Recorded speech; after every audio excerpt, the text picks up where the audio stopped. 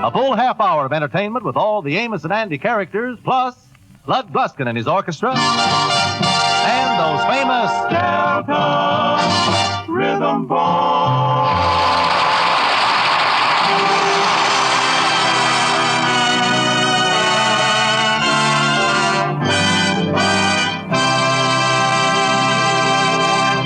The Kingfish's wife saw an ad in the paper for an insurance salesman and called up and made an appointment for her husband to go down and apply for the position. He agreed to go, but he's made up his own mind to turn down the job. Right now, he's about to walk into the sales manager's office. Well, get on into the office here and go through the motions, but I'll turn this job down so fast make the man's head swim. Well, come in. Sit down, Mr. Stevens. No. Sorry I kept you waiting. Your wife phoned, said you'd be here. Yeah, well, ain't no use take up a lot of your time, Mother, because I assure that I ain't interested in whatever you got. I know that. Mr. Stevens, do you realize that selling insurance is one of the most delightful, the happiest, the most pleasant occupations a man could choose? Yeah, well, I'm glad you like it. Is the interview over now? Now, just a minute, Mr. Stevens. We need men like you. Yeah, well, you see, Mother, I got feet's trouble. My dog's down there. See, I don't like to walk around, for one thing. Well, you could have an office. Stay there. Yeah, well, I'm going to tell you something else, Mother. I like my bed. I like to lay there in the morning. Perfect. Some of our salesmen do 90% of their insurance selling by telephone from the bedside. Yeah, but you got to wake up to do it, though, ain't you? As far as insurance is concerned, you being the head of the lodge, I would say you're in a very enviable position. Oh, sure, I got a lot of enemies down there. I know that. Once you sell your first policy, you do very little work. Then they start coming to you. Yeah, you're getting warm now. Would they come right to my bed? Mr. Stevens, do you realize that our representative in the little town of Chicago made $796 last month? Do you realize that our representative in the village of Cincinnati made $852 last month? The township of Boston, $735. All these bed cases? I'm going to tell you that you can be not only a respected citizen, but one of the wealthy men of your community. Yeah, that sounds pretty good. What'd the man do in that little Chicago again? What'd you do this? $796, not including his renewal. Now, if you go out there now and sell your first policy, you will start the snowball rolling. This snowball will gain momentum. Well, wait a minute, hold it. I don't like the cold. I'm going to work on the inside. That's what I want. Mr. Stevens, why don't you let our instructor in the next office give you the plan of one of our policies? Yeah, well, what kind of policy you want me to sell first? Ah, now you're talking. Why don't you start by selling one of our burial policies? Burial policy? Mister, you got yourself a new salesman. I know just the man to hit first.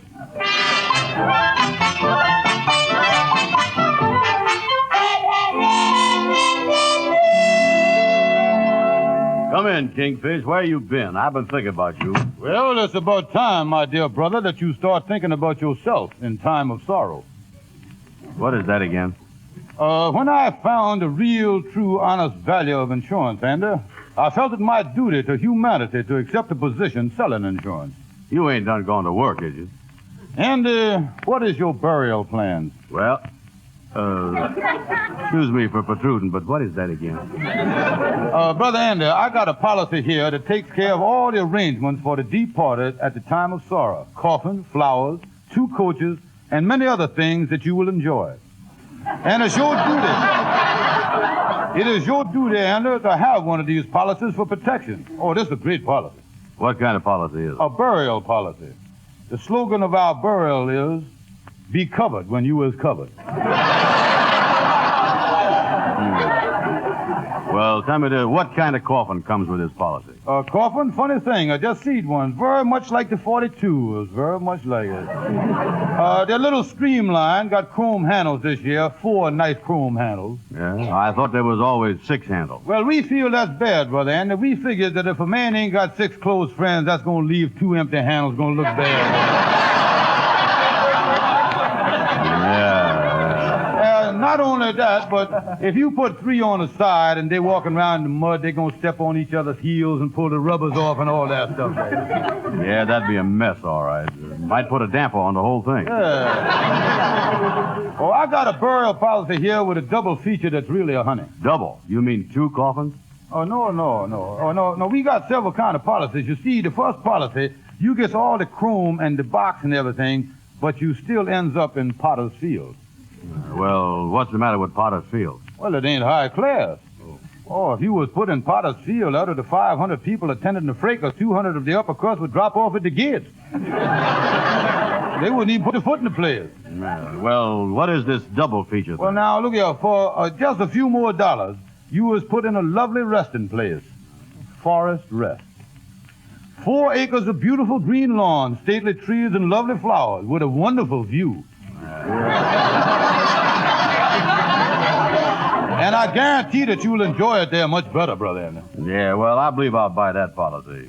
The one where I get a rest in the forest. I like that. Now, do you want the A or the B policy? Is there 2 forest rest policies? What's the difference? Well, in Forest Rest Policy A, you was in Forest Rest, but you was just inside the fence next to the railroad tracks. And if the railroad ever buys that land, you might end up being a roadbed for the New York Central. And not only that, it might be kind of noisy there, too. But, Brother Andy, in the B policy, for just a few more dollars, you gets laid away on kind of a knoll under a bough of weeping willow. And our figures show that the turnout is much bigger under the weeping willow. Well, I think I'd like it up there, all right. Yeah, well, I think I can pull a few strings and have you put next to just where J. Pierpont Jackson lies. Yeah? Well, what's the advantage of that now? What is the advantage? Yeah. Andy, does you realize that when the elite comes out and throws roses on J. Ping Pong, some of them gonna spill over on you there? You will be in smelling distance of the flowers.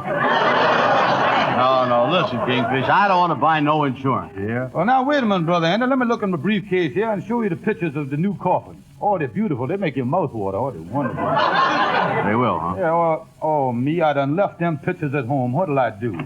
Hello, Lightning. Come in. Excuse me, I didn't know y'all was in here.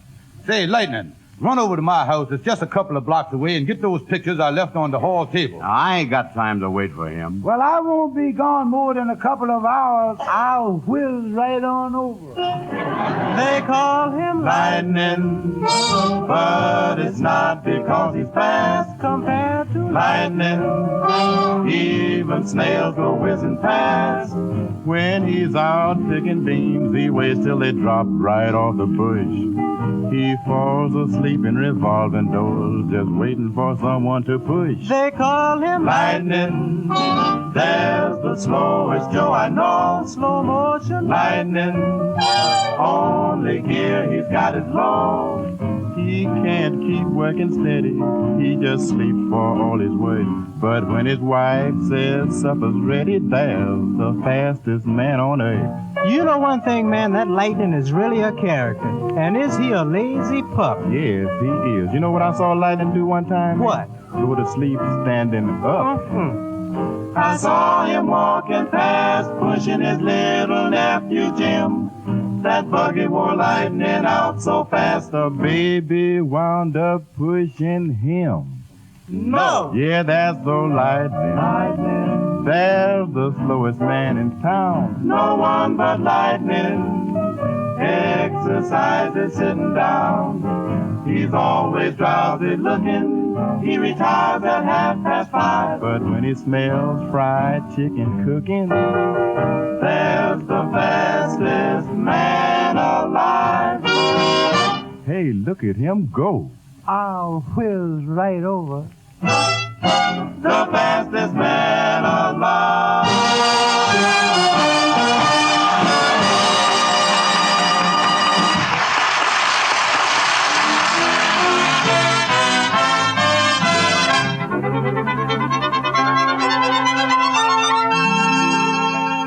The Kingfish was round looking for you, Andy. Yeah, he's trying to sell me some insurance. Yeah, he told me that he was working for an insurance company. I know. He got some burial policy about putting me up in a weeping willow tree near a railroad track or something. Yeah, well, the Kingfish is really going after this insurance. I walked out in the lodge hall this morning. He had a brother in the corner. I thought he was fighting. He had the brother over by the coat collar, backed up in the corner there selling him insurance. Yeah, I know. I seen him coming down the street this morning. I turned around and run up alley.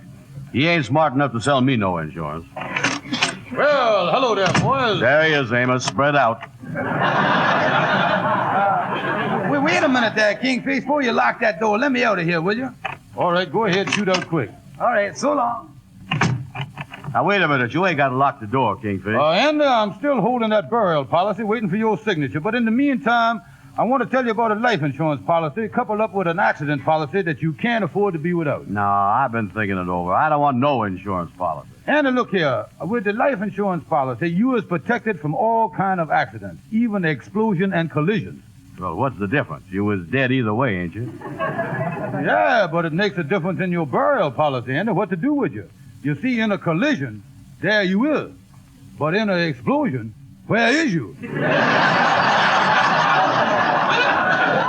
Yeah, you're right. You got something there, all right. Yeah, well, now let me tell you about some of the features. The life policy has got the double indemnity feature. What is this double indemnity feature? Look here, did you ever dream that you was falling through the air? Oh, Joe, I dreamed I was falling a lot of times. Yeah, but you never hit the ground, though, did you?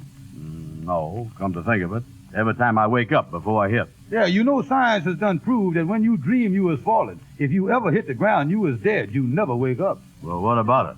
Well, if you die that way, we pay double indemnity.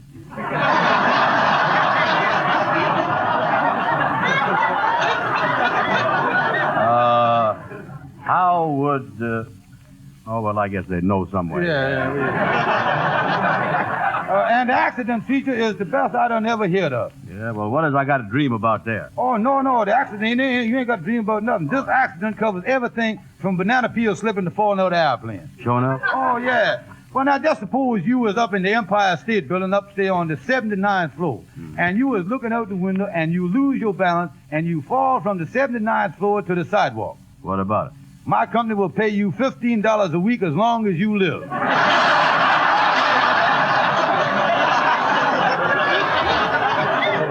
They will, huh? Yeah, and another nice little feature about this particular accident, the time of the payments don't start from the time you hit the sidewalk. They start from the time you leave the window. Yeah, I see.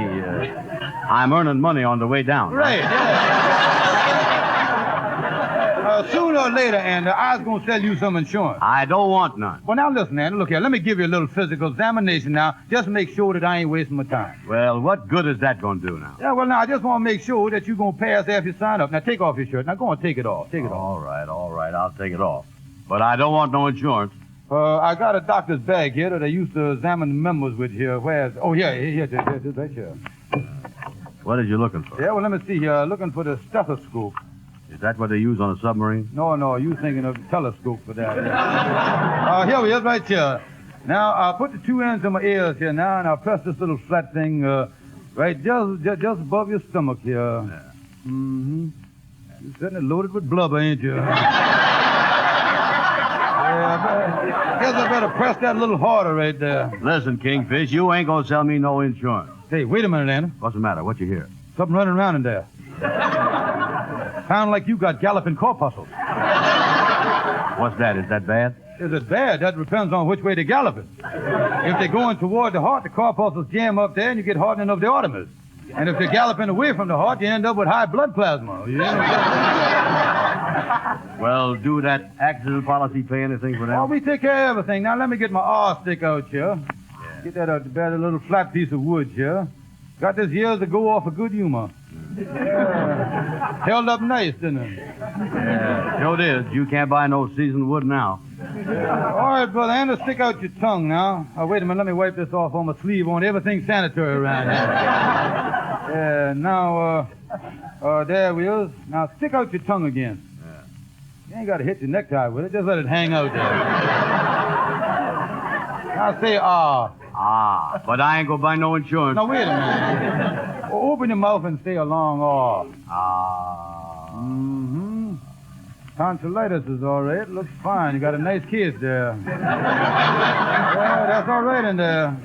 Big and roomy in there, all right. Now, close that trap up now. Now, let's see. The next thing is examination of your ears. Now, what you gonna do? Now, hold still and let me look in your ear. Yeah. I'll get my eye right up to your ear there. What you see? Sure dark in there, ain't it?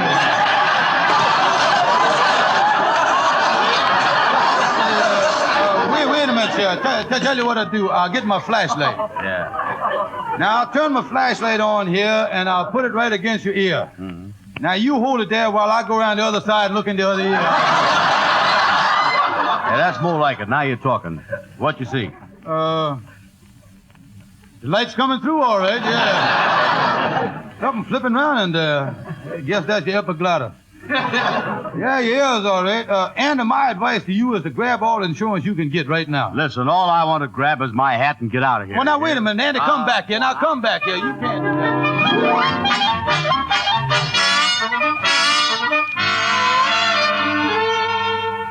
Sadie, the Kingfish has been trying to sell me some insurance.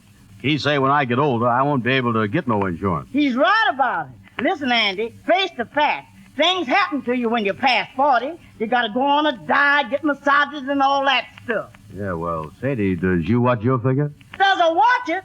I got to eat like a rabbit and work like a dog to keep from looking like a horse. You mean that you is getting larger? I got the kind of inflation that the government or nobody can stop. Yeah, well, how do you know that you is swelling up? I can tell by the dresses that I bought 5 years ago. Can't you get them on? I can get them on, but I can't walk or breathe. Sure enough? Why, the dress I was wearing right now is only 2 years old. Yeah, well, you was in it, ain't you? Yeah, but when I dropped something on the floor, brother, I just let it lay there.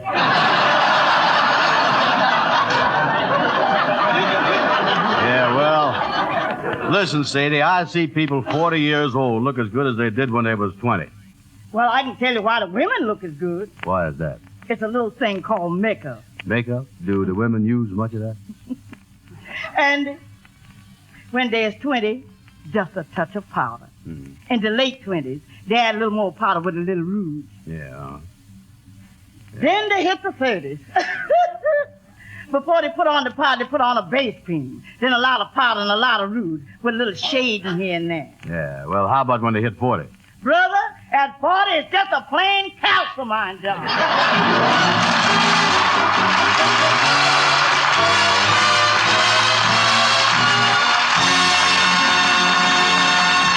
I'm sitting on top of the world. What you doing up there, man? Just rolling along. Just rolling along.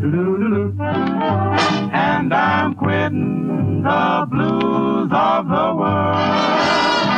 Just singing a song. Just singing a song. Glory, hallelujah, I just phoned the parson. Hey, Pa, get ready to call. Just like Humpty Dumpty, I'm going to fall. I'm sitting on top of the world. Just rolling along. Just rolling along. Yes, rolling along. I'm sitting on top of the world. Just rolling along. Rolling along. Glory, hallelujah, I just phoned the parson. Hey, Pa, get ready to call. You mean me all? Yes. Just like a Humpty Dumpty, I'm getting ready to fall. Ma. I'm sitting on top of the world, way up on top. Just rolling along. And singing my song. 'Cause rolling in sunshine, rolling in health, means more than rolling in wealth. So I'll keep rolling along.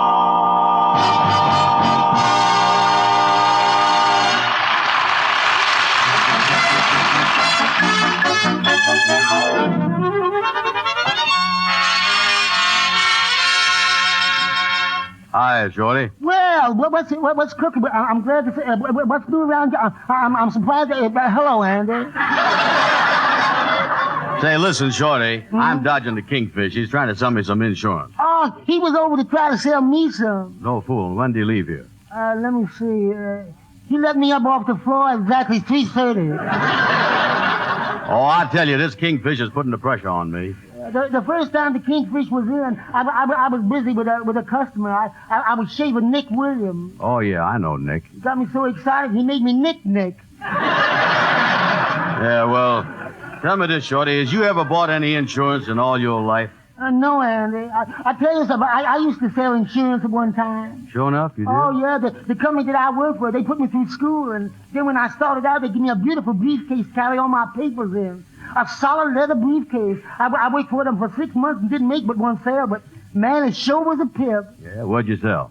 I sold a straight life policy that I sold a health and accident combination that was the best. I sold a fire and theft that was the briefcase.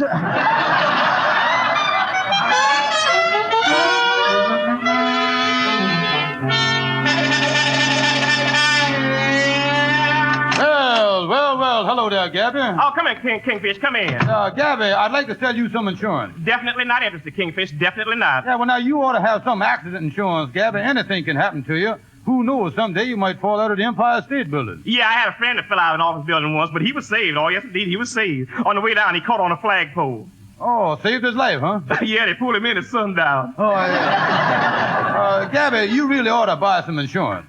Ain't you ever bought none in your life? Oh, yes, and once I nearly bought a fire insurance policy. Oh, is that right? Yeah, I called up the company and told him to send a salesman right over to my house. I was interested in buying some fire insurance. When he got there, we started talking about it, but we couldn't do no business. Oh, why not? The smoke was too thick. Well, don't you believe in insurance, Gabby? Oh, yes, I carried insurance on my automobile when I had the big accident, but they didn't want to pay me. What'd you say to him? I said, look here, man, I got a policy with a double accident and triple indemnity. What'd they say? They said that my insurance premium lapsed over because I didn't let the dividends accumulate. What'd you say? I said, look here, you go back to the insurance company and tell them that the dividends from my premium on the policy lapsed me into a beneficiary on my triple indemnity, and with my liability entitles the policyholder the insurance prorated claim without any deductible from the cancellation of the policy now in force. What'd he say? He paid me in full, $396. Oh, paid in full. What'd you say? Lovely, lovely.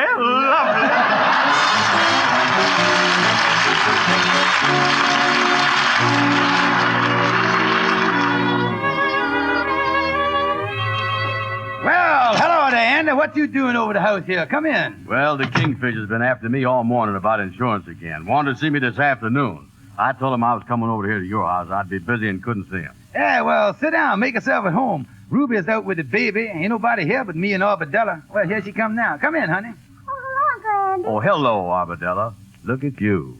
You're getting prettier every day. Thank you. Yeah, what you reading there, honey? A book.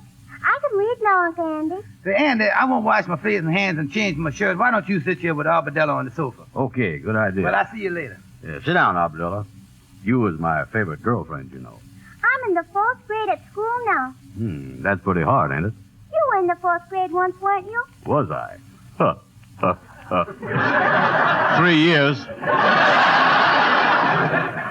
is something I was told to read today. Is that so? What's it about? You want to read me some of it, honey? Uh-huh. This is a story about a man who used to be a farmer. He raised all kinds of vegetables. He came to town with his horse and wagon to market every morning very early. He did? Yes. There's a picture of him, see? Oh, yeah, that wagon's really loaded up there, ain't it? One day he was getting off of his wagon and he fell and hurt his head very badly. And from that day on, he couldn't come to the market anymore. He couldn't work in the field and raise vegetables. Well, maybe he had a repercussion of the head. Daddy always tells me to be careful not to fall down. I guess a lot of people have things happen to them, though, that they don't know are going to happen. Yeah, come to think of it, you got to be careful, all right. And then these people have to stop work because they get hurt and they have no money to take care of them or anything. You know, honey, you were saying something there that's done started me thinking. Be careful, Uncle Andy. Don't ever let anything happen to you. Well, if it does, I have just decided one thing. I'm going to arrange it so I'm going to be protected and have some money coming in. What do you mean, Uncle Andy? I'll explain it to you later, honey. Tell your daddy goodbye, will you? I got something I want to take care of right now.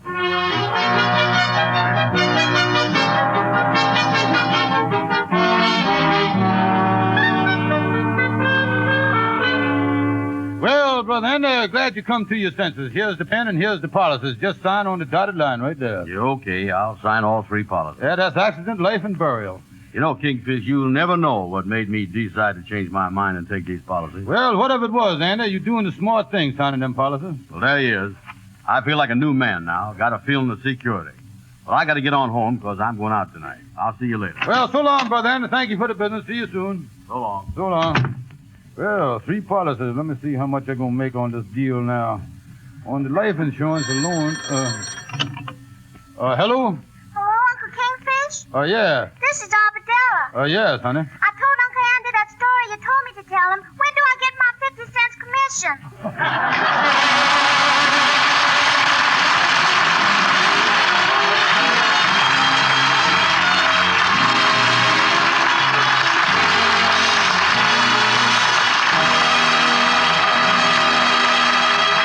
And now,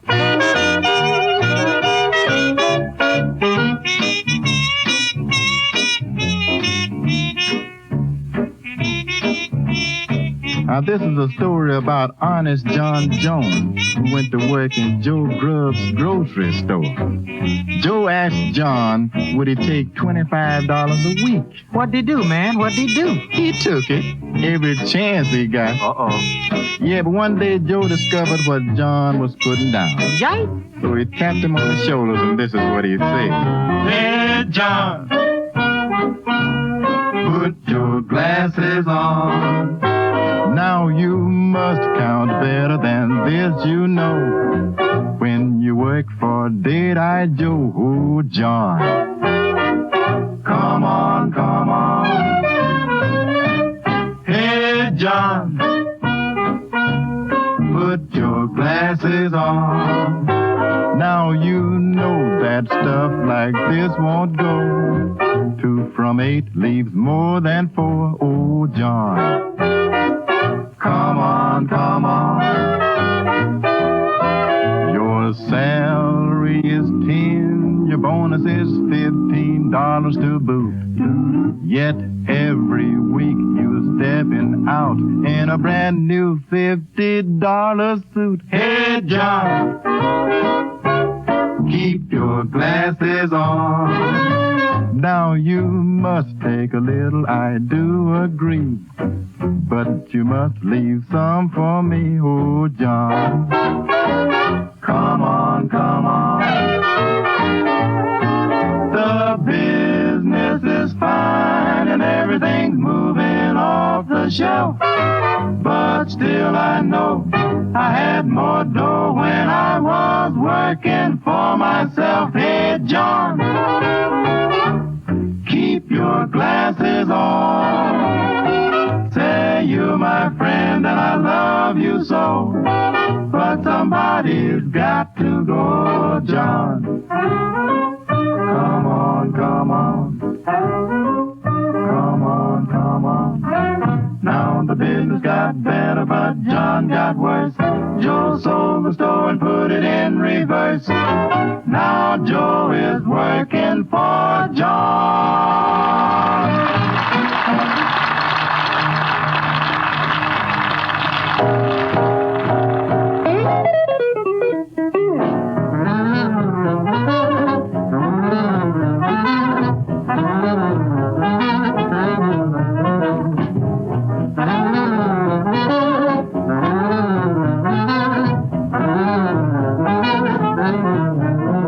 The Amos and Andy Show has come to you through the worldwide facilities of the United States Armed Forces Radio Service, the voice of information and education.